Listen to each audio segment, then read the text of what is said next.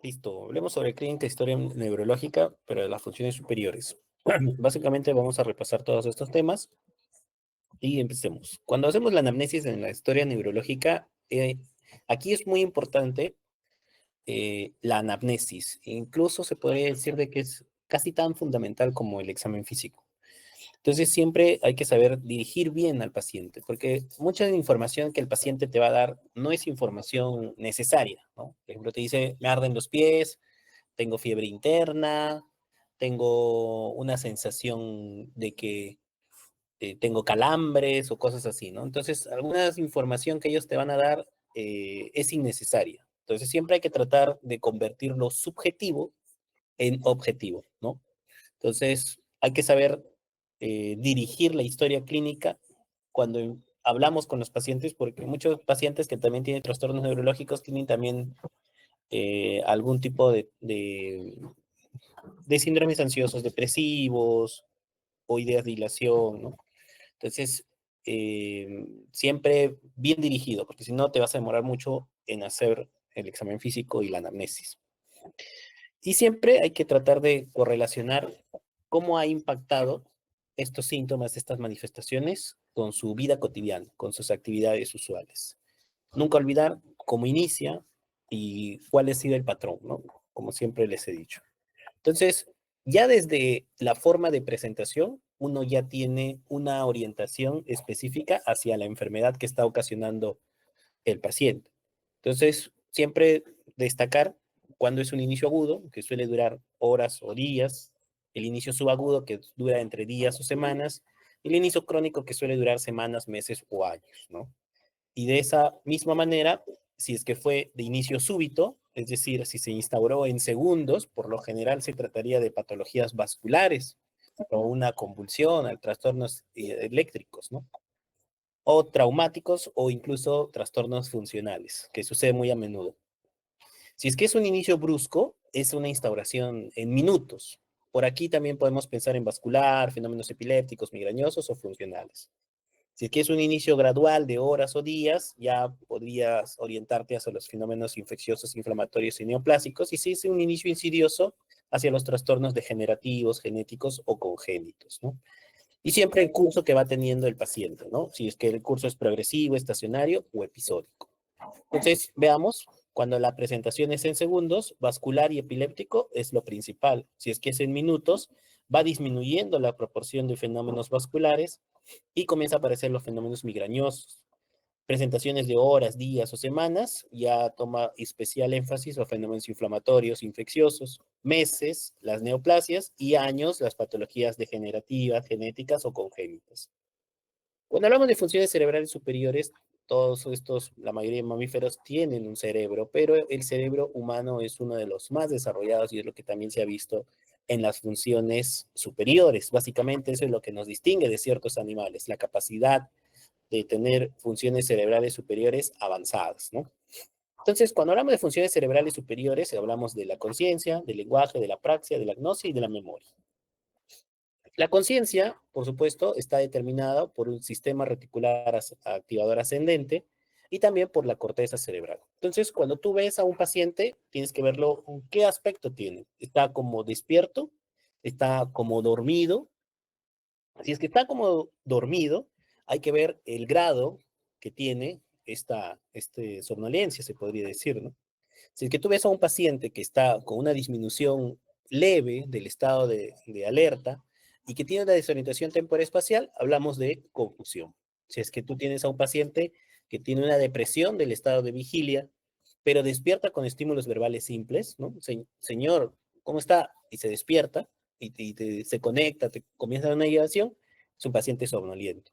Por otro lado, el paciente obnubilado ya tiene una depresión moderada de la vigilia y ya no solo va a despertar con los estímulos verbales, sino con estímulos un poco más intensos, ¿no? Como por ejemplo tocar, ¿no? Tocarle el hombro, una zamaquiadita, no necesariamente dolor. Ahí estamos hablando de obnubilación.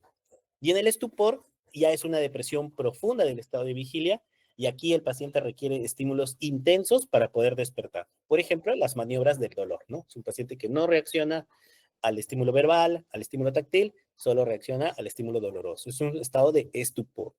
Y el coma es una depresión completa del estado de vigilia y el paciente no despierta con ningún estímulo. Por lo general, estos pacientes tienen una escala de coma de Glasgow de 3 a 8 puntos, de acuerdo a la patología que le esté afectando. El delirio, en cambio, es una disminución de la atención, o sea, no necesariamente del estado de alerta. O sea, el paciente puede estar despierto, pero está inatento, hay cambios en el contenido de la conciencia, tiene pensamientos desorganizados y su evolución suele ser fluctuante. Entonces, puedes tener un delirio activo, un paciente que está muy hiperactivo, incluso agresivo, o un delirio pasivo, inactivo, ¿no? Que son pacientes que tienen a la somnolencia y cuando despiertan tienen estados de confusión y desorientación, ¿no? Otros fenómenos de la alteración de la conciencia tenemos el síndrome de cautiverio, el mutismo y la muerte encefálica. Entonces, las funciones del SARA la principal, una de ellas es el sueño y la vigilia y el estado de alerta, por supuesto, pero también tiene otras funciones vegetativas como la respiración, la deglución, mantener una presión sanguínea adecuada, la termorregulación, el control postural, también tiene cierta actividad endocrina, ritmo biológico y emociones. El sistema reticular activador ascendente forma toda esta zona y por lo general los accidentes cerebrovasculares en esta zona suelen ser muy, muy peligrosos, ¿no? Hay otra enfermedad que es el estado vegetativo persistente. El estado vegetativo es un paciente que tiene ciclos de sueño y vigilia. Puedes encontrarlo al paciente despierto. Tiene reflejos, por lo general los reflejos craneales se mantienen conservados. Tiene movimientos a veces espontáneos de los miembros superiores o de los miembros inferiores, pero estos no son a voluntad, ¿no? O sea, no hay una comprensión del exterior,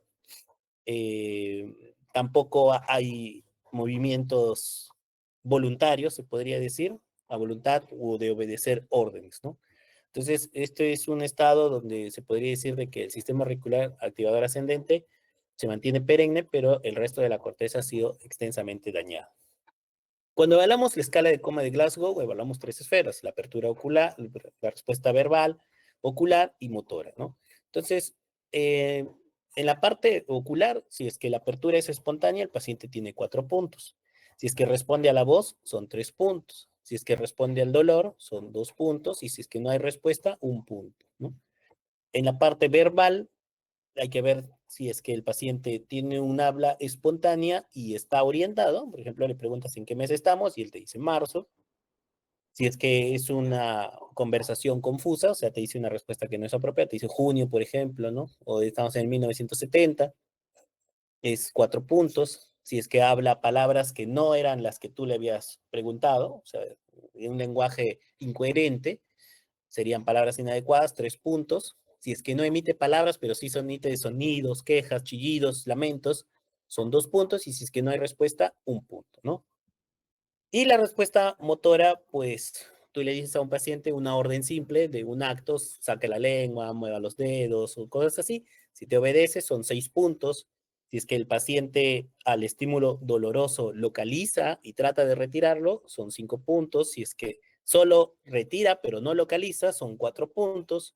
Si es que tiene una respuesta de decorticación, que es una flexión anormal con pronación, con los brazos pegados hacia el pecho, y rotación del antebrazo con las piernas estiradas, es una respuesta de decorticación, son 3 puntos. Y si es que tiene una respuesta de descerebración, que es una hiperextensión de los brazos con rotación externa de los antebrazos y de las manos, serían 2 puntos. Y si es que no hay ningún tipo de respuesta, sería 1 punto. ¿Cuáles son los lugares para producir este estímulo doloroso? Por lo general, el margen de las uñas, puede ser un pellizco en los trapecios, una presión en el arco supraorbital, la presión en el esternón, el peñisco en las zonas de los pezones o de las tetillas en los varones, pero por lo general se podría decir de que las zonas que podrían causar menos daño es la presión en la punta del dedo con tu misma uña, y la zona de los trapecios. Bien, entonces cuando quieras estimular o evaluar la respuesta dolorosa, trata de hacerlo en esas ubicaciones. Por lo general, tú sabes cuando un paciente está atento o lúcido con 2 preguntas. Si te responde bien cuando el paciente le dices en qué mes estamos y qué edad tiene y te responde bien, es un paciente que por lo general suele estar lúcido y orientado, ¿no? Y de acuerdo también al lugar de la lesión, tú puedes tener manifestaciones distintas. Si es que es una lesión solo de la corteza, por lo general la manifestación va a ser solo monoparesia. Mientras que si la afectación es en la cápsula interna, tú vas a tener una hemiparesia contralateral al sitio de la lesión. Si es que la lesión es en el pedúnculo cerebral, va a haber hemiparesia contralateral y parálisis homolateral del tercer y del quinto par. Mientras más baja sea la lesión, más afección de los pares craneales profundos, ¿no? Por ejemplo, la protuberancia, igual hemiparesia contralateral y parálisis homolateral del quinto, sexto, séptimo y octavo par. Si es que la lesión es en el bulbo, hemiparesia contralateral y parálisis homolateral del onceavo, noveno, décimo, onceavo y doceavo par craneal, ¿no? Y si es que la lesión es en la médula, la lesión es homolateral, ¿no? En cuanto al lenguaje, cuando nosotros evaluamos lenguaje, tenemos que evaluar varias esferas. Si es que tiene un buen fluido, si es que el lenguaje es comprensivo, si es que tiene fenómenos de repetición, si es que tiene fenómenos de nominación, de lectura, escritura y también la prosodía, ¿no? Entonces, el lenguaje requiere varias conexiones nerviosas muy complejas que suele no solo comprometer a un hemisferio o a un segmento del cerebro, sino que una sintaxis entre estos, eh, en toda la forma global del cerebro y las funciones, ¿no? Entonces, siempre que hablamos de la evaluación del lenguaje, tienes que evaluar si es que emite una sintaxis adecuada, si es que tiene una semántica adecuada, es decir, lo que está hablando tiene un adecuado significado, es coherente, y incluso la prosodía, ¿no? Si no, seríamos como robots hablando. Entonces, siempre evaluar si es que el trastorno está localizado o es un trastorno lateralizado de acuerdo a la ubicación. Cuando hablamos de lenguaje, hay dos áreas muy importantes, que es el área de Wernicke y el área de Broca. Por lo general, el área de Broca es de la parte motora del habla y el área de Wernicke es de la parte sensora del habla. Pero hay algunas zonas accesorias que también te van a dar trastornos del habla muy específicos.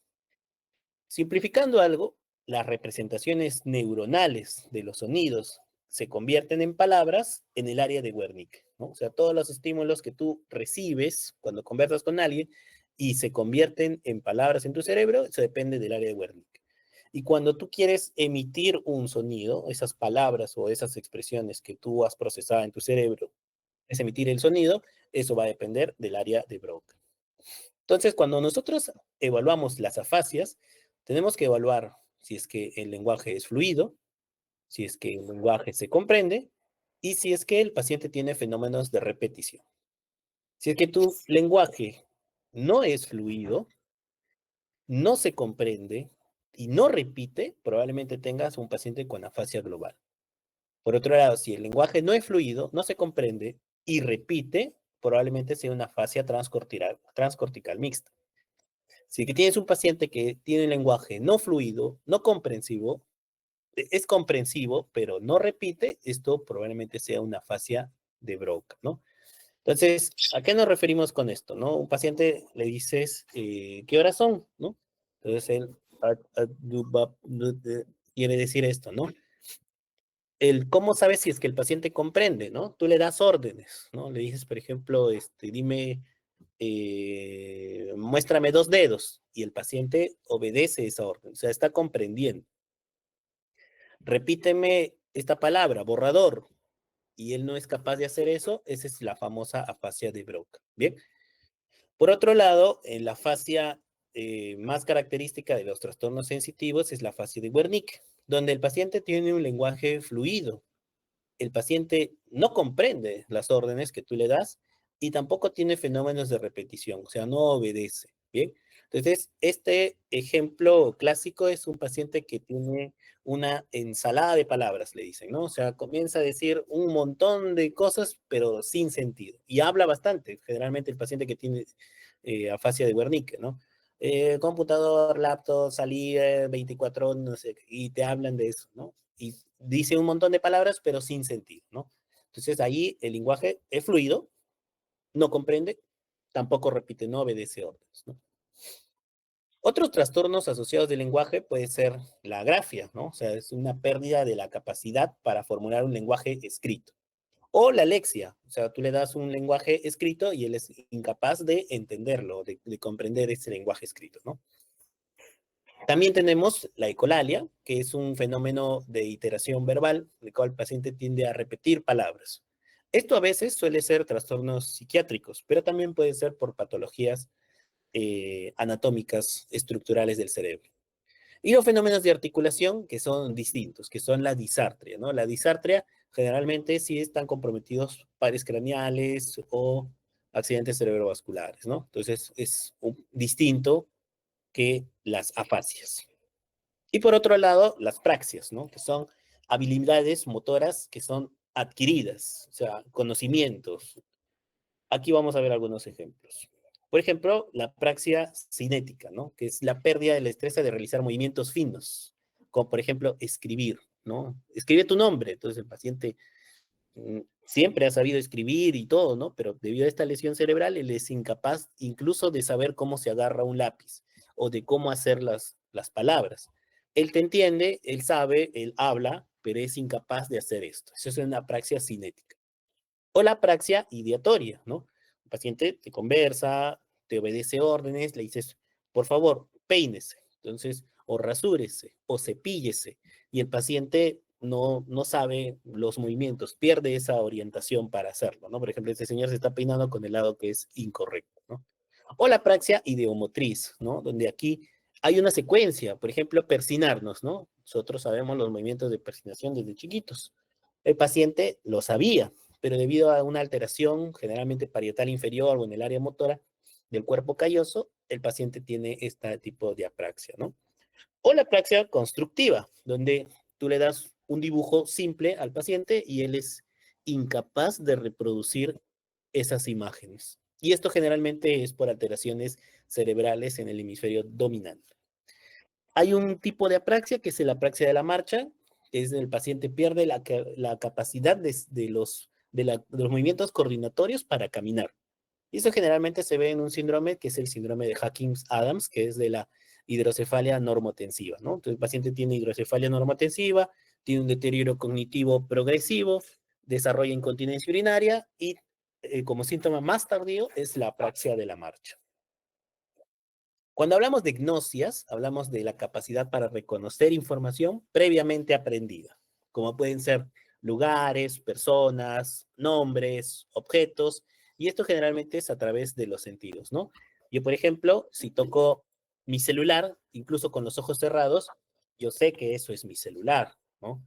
Yo veo la cara de alguien y reconozco que su nombre es eso, ¿no?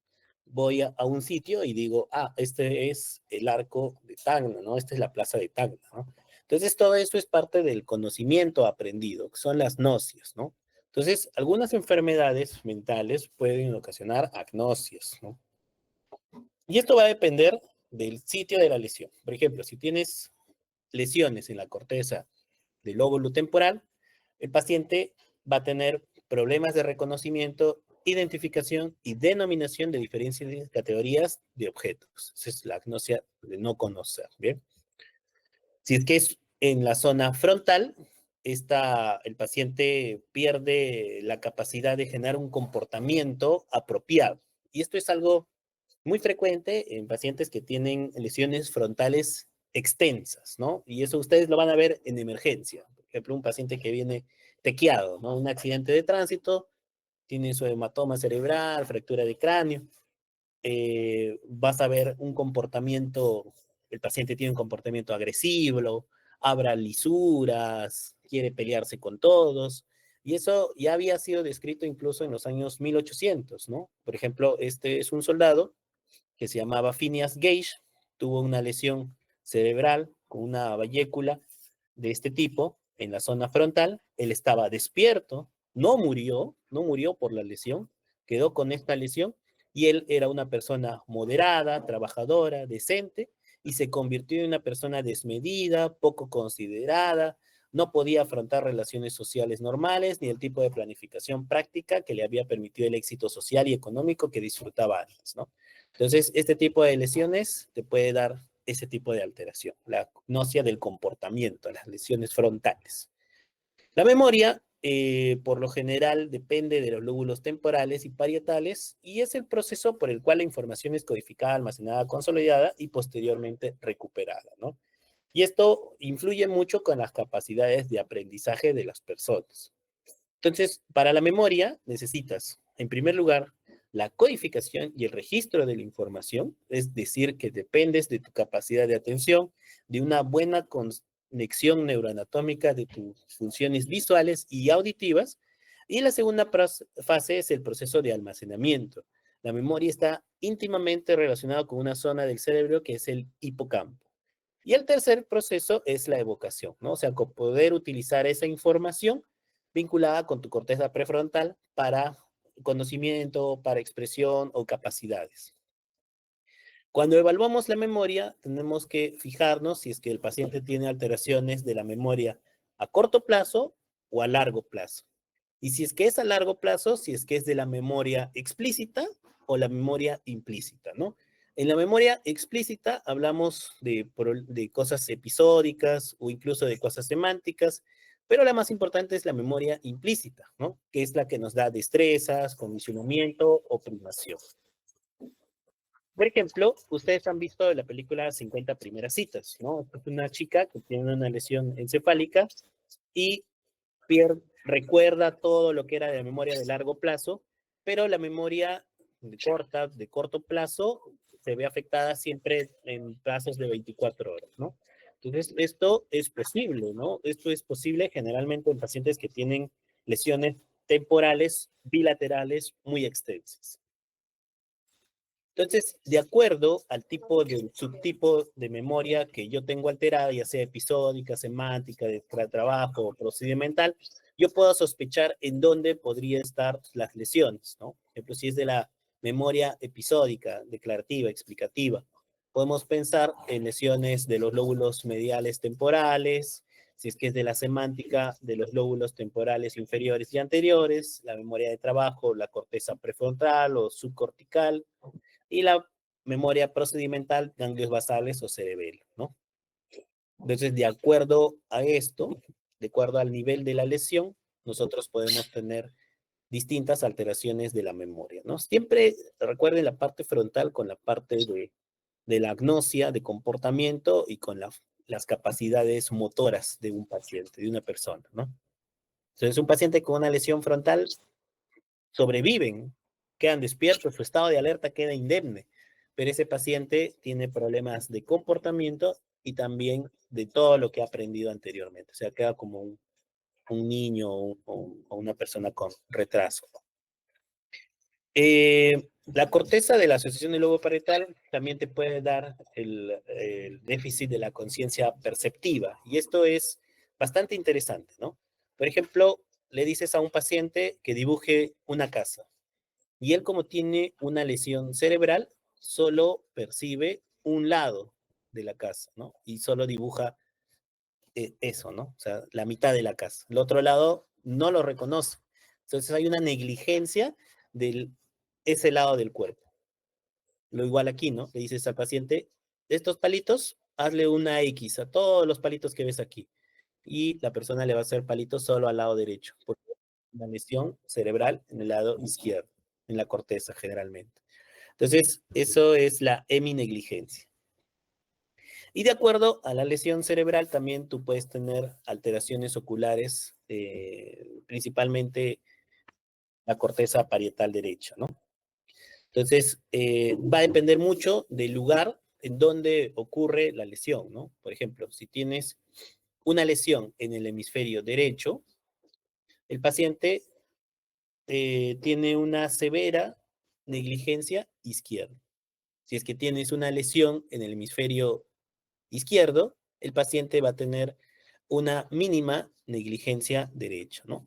Entonces va a depender del hemisferio dominante que sea afectado, ¿no? Este es el síndrome de la heminegligencia. Importante siempre evaluar cada lado por separado, ¿no? Entonces al paciente le dices, por ejemplo, la afectación de su campo visual con la técnica de la confrontación de los dedos, se le pide hasta dónde dejas de ver los dedos, ¿no? o hacerlo de manera escrita. Muy bien, ahora vamos a pares craneales. En pares craneales, ya habiendo revisado las funciones superiores encefálicas en el examen físico y en la anamnesis, los pares craneales brevemente, vamos a tocarlos porque esto es una ciencia, en verdad. Incluso la campimetría ya es una subespecialidad de la oftalmología, ¿no? Entonces, esto se evalúa por confrontación, ¿no? Si es que hay colaboradores o por reflejo de amenaza, si es que el paciente no es colaborador, ¿no? Entonces, el paciente, si tiene un trastorno neurológico, le haces un movimiento rápido, como que quieres acercarte a su ojo, ellos por reflejo van a cerrar o parpadear los ojos, ¿no? Esto es en los pacientes no colaboradores. Pero si es que es un paciente colaborador, tú te paras al frente del paciente, te tapas tu ojo, el mismo ojo que el paciente estás evaluando, y le dices hasta cuándo puede observar tu dedo, ¿no? En el mismo rango. Y el paciente tiene que tener la capacidad de observarlo en el mismo rango que tú lo tienes. Con eso evaluamos la agudeza visual eh, del par ocular 1, ¿no? La agudeza visual se evalúa con, bueno, acá tendríamos que usar un agujero estenopeico y los lentes adecuados para medir la agudeza visual, ¿no? También aquí evaluamos el fondo del ojo para ver la papila, la retina y todo lo demás, ¿no? En la visión, el reflejo pupilar depende de una área sensitiva, que es el par craneal 2, y la parte motora, que es el par craneal 3, ¿no? Entonces, siempre ver los reflejos fotomotores directo, es decir, si yo ilumino a la pupila con luz, lo que va a producirse es miosis. Y igual en el otro ojo también tiene que observarse eso, ¿no? Igual, si yo oscurezco aquí este ojo, acá va a producirse midriasis y en el otro ojo también tiene que producirse lo mismo. Si no hay una coordinación en estos, entre estos ojos, tú ya puedes sospechar en síndrome de Horner, puedes sospechar en un tumor de Panquas, en sífilis neurogénica, etcétera, etcétera, ¿no? Siempre el test alternante y evaluar si es que las pupilas son del mismo tamaño, ¿no? Si no, estaríamos hablando de anisocorias. Entonces, eso te podría sugerir una lesión en pares craneales 2 o tercero. La motilidad ocular depende de 3 pares craneales, el tercer par craneal, el cuarto par craneal y el sexto par craneal. El que es más importante es el tercer par craneal, que son todos los demás movimientos oculares. El cuarto par es el que inerva el músculo patético, nervio craneal patético, que es el que lleva el ojo hacia la nariz, ¿no? O sea, que te vuelve como virolito. Y el sexto par craneal es el que lleva el ojo hacia afuera. Ese es el movimiento recto lateral. Todos los otros pares craneales, todos los otros músculos, el recto superior, el oblicuo menor, el recto medial, el recto inferior, son inervados por el tercer par craneal, ¿no? Y también la parte motora del reflejo pupilar. Entonces, acá, si es que el paciente tiene diplopía, podría sospechar en una lesión del tercer, cuarto o sexto par craneal. Siempre recordar que el sexto par craneal es uno de los más afectados en las patologías neurológicas. ¿Por qué? Porque es un par craneal muy largo y se ve íntimamente comprometido en pacientes con patología de hipertensión endocraniana, con meningitis, tumores cerebrales, etcétera. Y siempre ver si es que la alteración es monocular o binocular. Si es que es solo de un ojo, probablemente tenga que evaluar un oftalmólogo, ¿no? Si es que la diplopía es bilateral, probablemente sea un defecto neurológico y necesite una evaluación por neurología. El quinto par, que es el par craneal trigémino, es un par craneal que tiene ambas funciones sensitivas y motoras, pero la principal es función sensitiva. Tiene 3 ramas, dentro de ellas la rama oftálmica, la rama maxilar y la rama mandibular. Este par craneal eh, tiene un ganglio, que es el ganglio geniculado, a partir del cual salen todas estas ramas, ¿no? Entonces es uno de los pares craneales más extensos en compromiso y en funciones también, el nervio trigémino. Y que también cuando tiene patologías suele ser muy complicado, ¿no? Por ejemplo, las varicelas zóster faciales generalmente se producen en el nervio trigémino, ¿no? O la neuralgia del trigémino también, que es una patología muy dolorosa, ¿no?